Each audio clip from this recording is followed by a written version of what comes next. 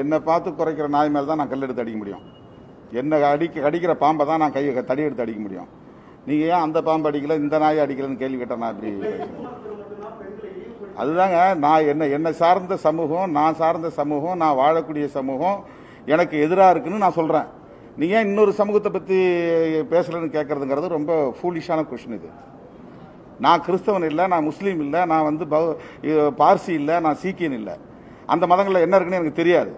நான் வாழக்கூடிய சமூகத்தில் எனக்கு எதிரான கொடுமைகள் இருக்குது, வன்கொடுமைகள் இருக்குது, இழிவுகள் இருக்குது. என்னை சார்ந்த பெண்கள் கொடுமைப்படுத்தப்படுறாங்க, வன்கொடுமைக்கு உள்ளாகிறாங்க, இழிவுக்கு உள்ளாகிறாங்கன்னு நான் சொல்கிறேன். அதில் இருக்குன்னா அந்த சமூகத்தில் பாதிக்கப்படுறவங்க கேட்பாங்க. இஸ்லாம் சமூகத்தில் கொடுமைகள் இருக்குன்னா இஸ்லாம் சமூகத்தில் பாதிக்கப்படக்கூடியவர்கள் கேட்பார்கள். அதை வந்து நான் சொல்லணும்னு அவசியம் எனக்கு இல்லை. அதுக்கான தேவை எனக்கு இப்போ எழலை.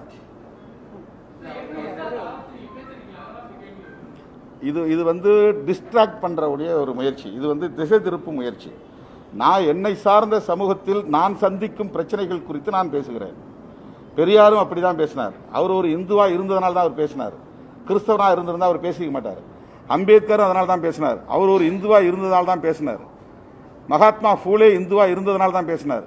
ராஜாராம் மோகன் ராய் இந்துவா இருந்ததனால தான் உடன்கட்டை ஏறும் வழக்கத்துக்கு எதிராக, பாலிய விவாகத்துக்கு எதிராக போராடினார். ஏன் ராஜாராம் மோகன் ராய்க்கு எதிராக நீங்க பேசுங்க.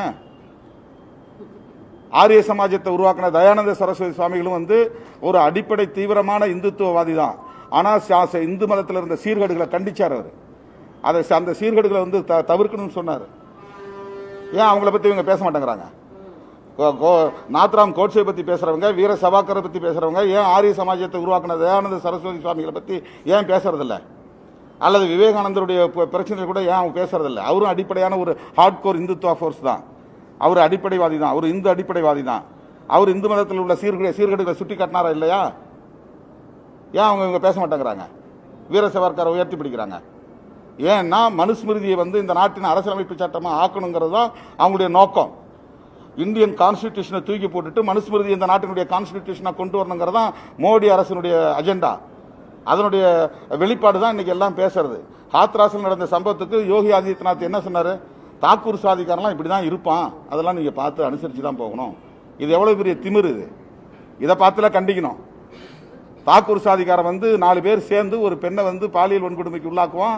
கொடூரமா வந்து நாக்கு அறுப்பான், முதுகெலும்பு உடைப்பான், பிடரி எலும்பு உடைப்பான், கொடூரமா கொலை பண்ணுவான். அதுக்காக வருந்தாம, வேதனைப்படாம, கவலைப்படாம, அதுக்கு மன்னிப்பு கேட்காம அதை நியாயப்படுத்துறவங்க வந்து இந்த நாட்டினுடைய முதலமைச்சராக இருக்கிறான்னா எவ்வளவு மோசமான சக்திகள் கையில் இந்த அரசியல் அதிகாரம் இருக்கு.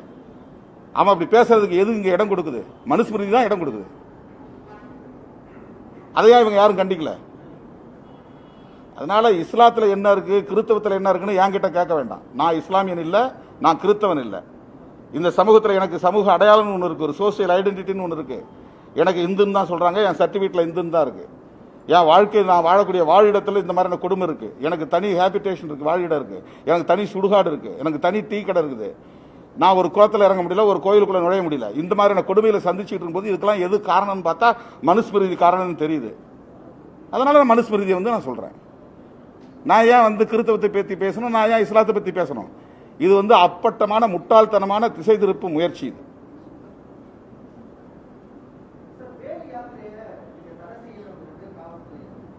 நவம்பர் 6ல இருந்து டிசம்பர் 6ன்னு ஃபிக்ஸ் பண்ணிருக்காங்க. ஏன் டிசம்பர் 6 ஃபிக்ஸ் பண்றாங்க? டிசம்பர் 5ல் முடியுங்க, இல்ல டிசம்பர் 4ல் முடியுங்க. 2 நாள் முன்னாடி நவம்பர் 1ல் ஆரம்பிச்சு டிசம்பர் 1ல் முடியுங்க. இப்போ நோக்கம் இருக்கு. டிசம்பர் 6 வந்து இஸ்லாமியர்கள் வந்து அன்னைக்கு பாபர் மசூதி இடிப்பு நாள் அன்னைக்கு வீதிக்கு வந்து நீதி கேட்கறாங்க. ஒவ்வொரு ஆண்டும் ஜனநாயக முறைப்படி மறக்க முடியுமான்னு கேள்வி எழுப்புறாங்க. அந்த தினத்தில் நீங்க வந்து போய் முடிக்கிறீங்கன்னா இப்ப நோக்கம் என்ன? வட இந்திய மாநிலங்களில் இப்படி யாத்திரை நடத்தி எல்லா இடங்களிலும் வன்முறையை தூண்ட மாதிரி தமிழ்நாட்டை வந்து வன்முறை காடாக்கணுங்கிறது அவங்களுடைய நோக்கமா இருக்கு.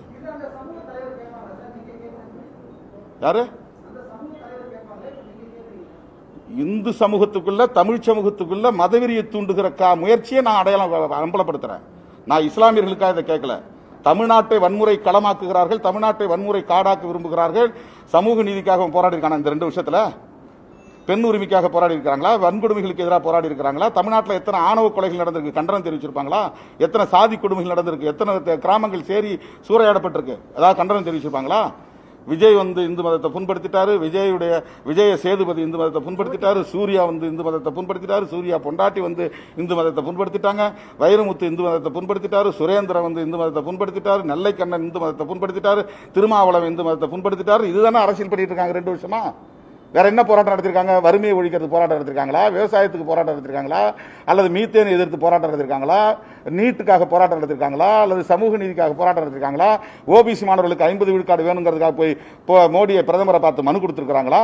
இந்த அரசு பள்ளி மாணவர்களுக்கு 7.5% கொடுக்கணுங்கிறத பத்தி ஏதாவது மனு கொடுத்திருப்பாங்களா? ஆக்கப்பூர்வமான வேலை என்ன செஞ்சிருக்காங்க? பிள்ளைங்க கையில புத்தகத்தை கொடுத்ததால வேலை கொடுக்குறோம், சூழம் கொடுக்குறோன்னு மதவெறியை தானே தூண்டுறாங்க. அப்பட்டமான ஒரு மதவெறி அரசியலை செய்யும் போது எப்படி அதை அம்பலப்படுத்தாம இருக்க முடியும்? அதனால வேல் யாத்திரைக்கு வந்து அனுமதி கொடுக்க கூடாது. அது வந்து திட்டமிட்டு வன்முறையை தூண்டுவதற்கான ஒரு முயற்சி, மதவெறி அரசியலை விதைப்பதற்கான ஒரு முயற்சி, திட்டமிட்டு இந்துக்கள் அல்லாதவர்கள் இந்த தமிழ் சமூகத்தை கூறு போடுறதுக்கான முயற்சி. இது பிற மாநிலங்களில் வெற்றி பெற்றிருக்கலாம், தமிழ்நாட்டில் வெற்றி பெறாது. அதை விட மாட்டோம்.